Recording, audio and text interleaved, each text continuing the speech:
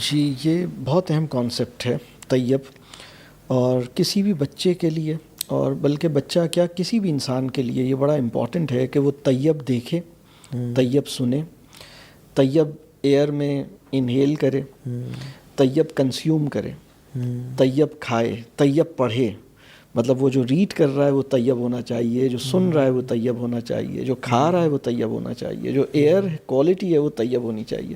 اگر کہیں بہت زیادہ دھواں ہو، اسموک ہو، یا کہیں بہت بیڈ ایئر ہو اور آپ وہاں موجود ہوں تو اس سے آپ افیکٹ ہوں گے یا نہیں ہوں گے؟ بالکل ہوں گے. اور اگر میں یہ کہوں کہ سب کو پتہ ہے کہ شراب جو ہے وہ حرام ہے اور پانی جو ہے وہ حلال ہے، ٹھیک ہے پانی حلال ہے، لیکن اگر آپ کو نظر آ رہا ہو کہ پانی کے اندر کوئی چیز گری ہوئی ہے اور آپ کو پانی کے اندر کچھ تیرتا ہوا نظر آ رہا ہے، آپ نے گلاس میں پانی نکالا اور آپ کو نظر آ رہا ہے کچھ پارٹیکلز ہیں جو اس میں سوئمنگ کر رہے ہیں، تو آپ اس پانی کو پئیں گے یا آپ اس پانی کو نہیں پئیں گے؟ یہ بہت اہم سوال ہے.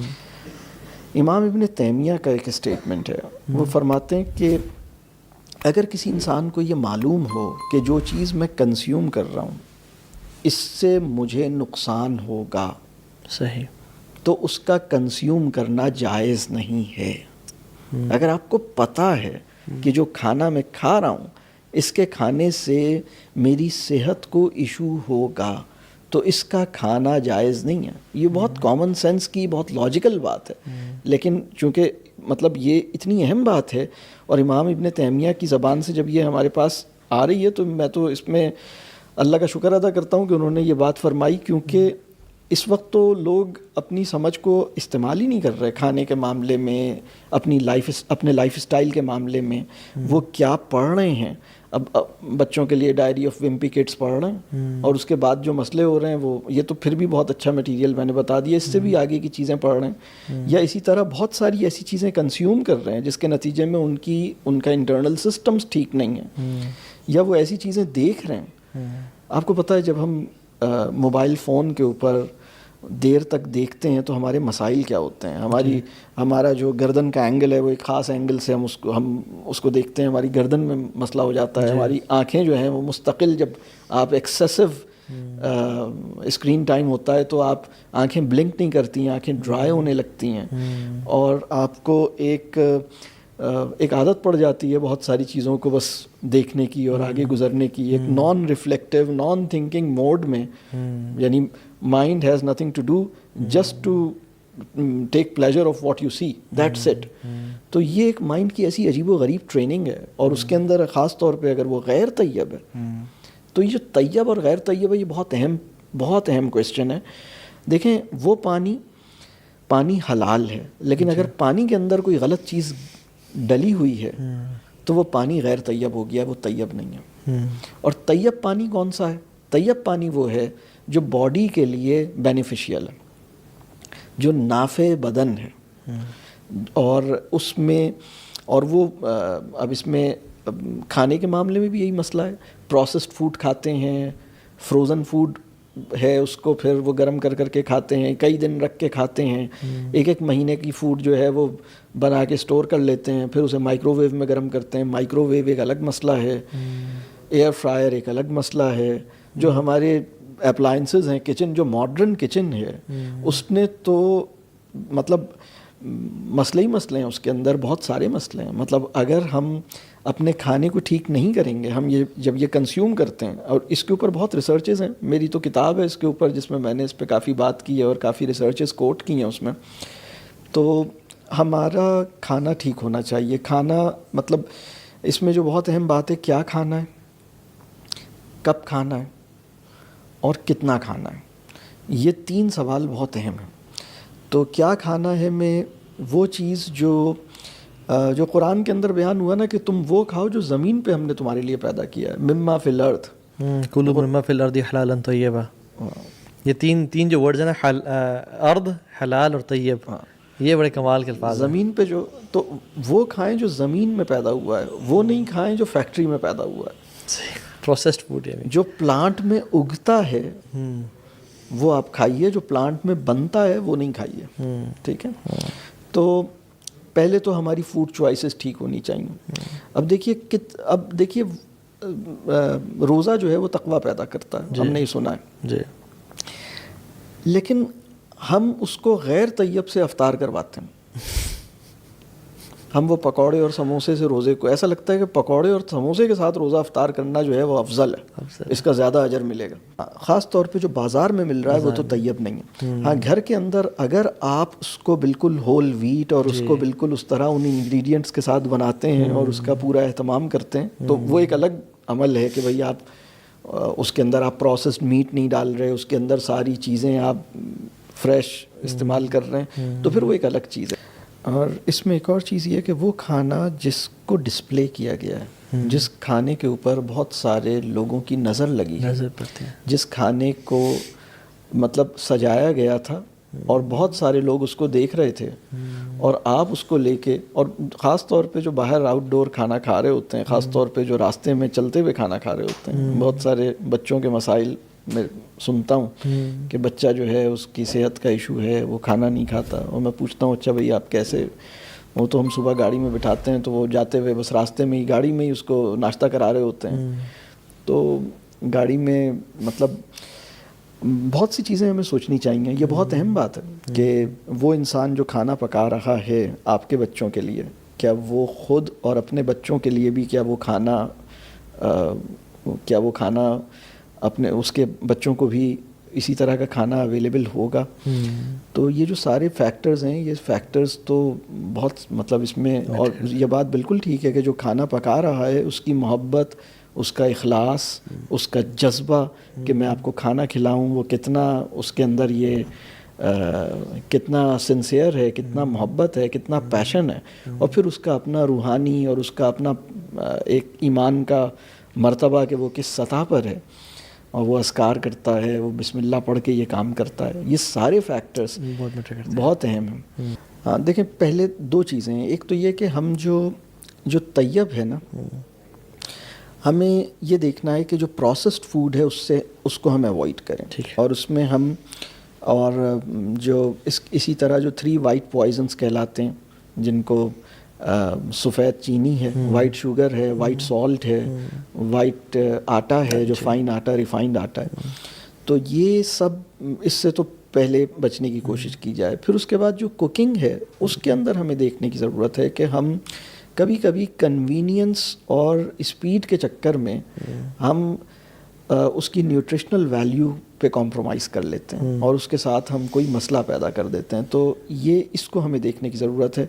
اور یہ ایک الگ موضوع ہے کہ بھئی پھر ہم کوکنگ کیسے کریں. تو بھئی کوکنگ کے لیے جو پہلے طریقے تھے، جو مطلب وہ طریقے بالکل ٹھیک ہیں.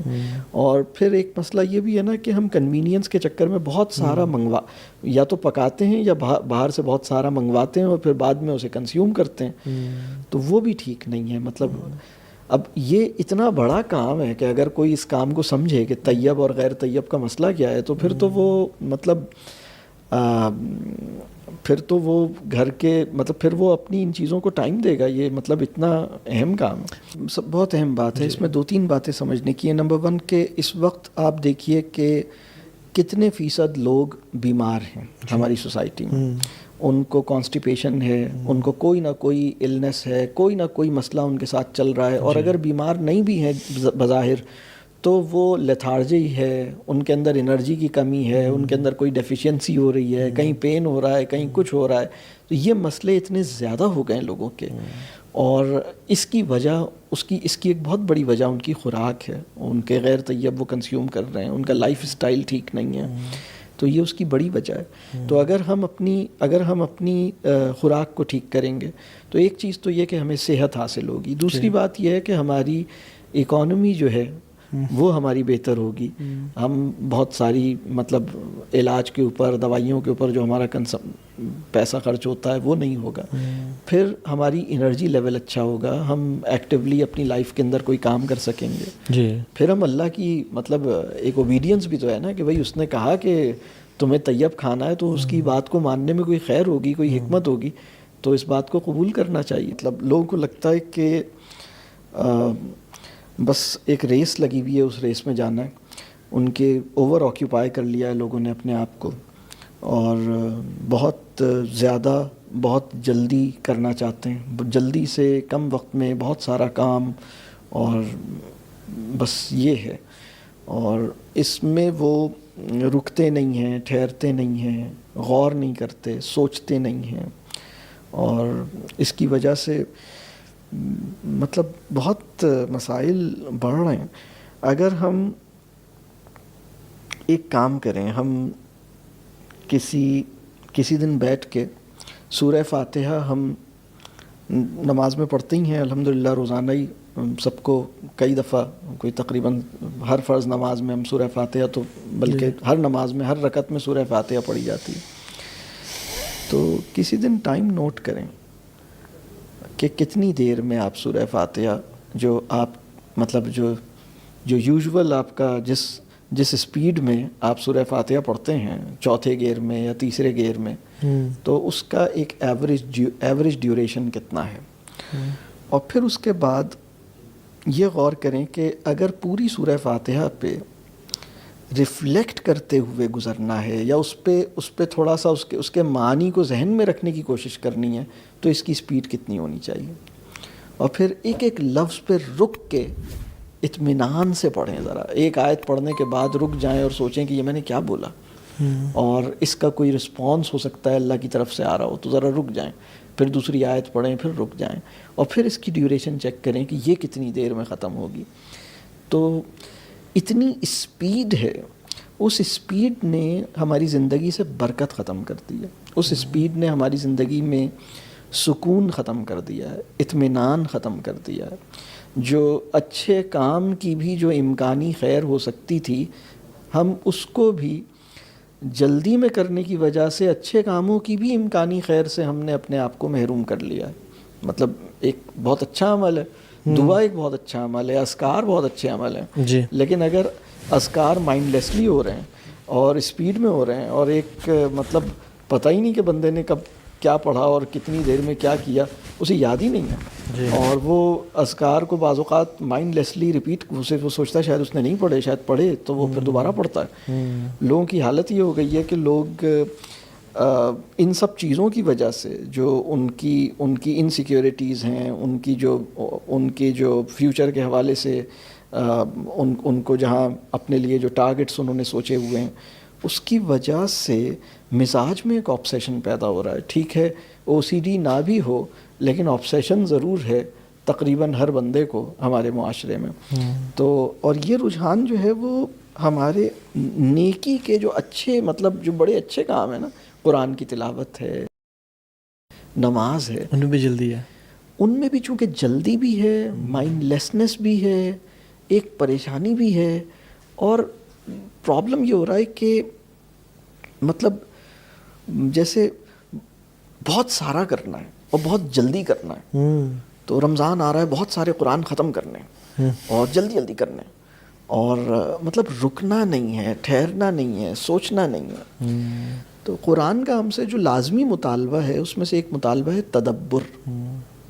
مطلب قرآن کا ایک, اگر سوال کیا جائے کہ تدبر نفل ہے یا فرض ہے, ایک سوال, تو آپ غور کیجئے جس لہجے میں اور جس رب کریم نے اپنے کلام میں جس لہجے میں تدبر کے اوپر ہمیں انسٹرکشن دی ہے نا کہ تدبر کرو, تو وہ لہجہ آپ ایسا لگ رہا ہے جیسے ڈانٹ پلائی جا رہی ہے بڑی سختی میں, مطلب. اور افلا یتدبر, بالکل صحیح بات ہے. بہت سارے لوگوں کو اپنے سینڈل اچھے لگ رہے تھے, اپنے گھر کے کرٹنز اور صوفے ٹھیک لگ رہے تھے, جب تک ان کے پڑوسن نے اور ان کے ملنے والے نے اپنے گھر کا فرنیچر اور کرٹنز اور صوفے اور سارا سیٹ اپ جو ہے وہ چینج نہیں کیا تھا. جس دن انہیں پتہ لگا کہ اچھا ان کے تو پڑوس میں اور ان کے جاننے والوں نے یہ سب چینج کر لیا ہے, اپڈیٹ کر لیا ہے, تو اب تو انہیں وہی چیز جو پہلے بہت اچھی لگ رہی تھی, بہت سے لوگوں کو اپنی گاڑی اچھی لگتی تھی, اور جب تک ان کے دوست نے اپنی گاڑی وہی والی رکھی ہوئی تھی, اور جیسے ہی ان کے کسی جاننے والے نے گاڑی چینج کی ہے, تو اس کے بعد ان کو بھی پریشانی ہوئی کہ اب مجھے بھی چینج کر لینی چاہیے.